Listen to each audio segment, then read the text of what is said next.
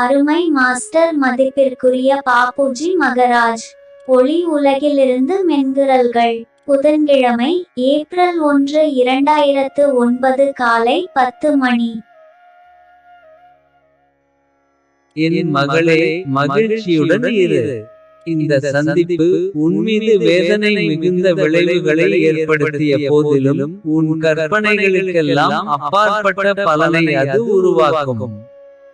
எங்களை நம்பு, கூடுதலான இந்த துன்பம் தெய்வீகத்திற்கான காணிக்கையாகும். இவை ஒவ்வொன்றும் கணக்கில் கொள்ளப்படும் என்பதை நீ அறிவாய். அனைவருக்கும் உன்னால் முடிந்த சிறப்பானவற்றை செய்ய நீ முயலும் வேளையில் நீ தயக்கமின்றி உதவிகளை செய்கிறாய். இன்னும் அதிகமாக செய்ய முடியாமலிருப்பது உன்னை வேதனைப்படுத்துகிறது.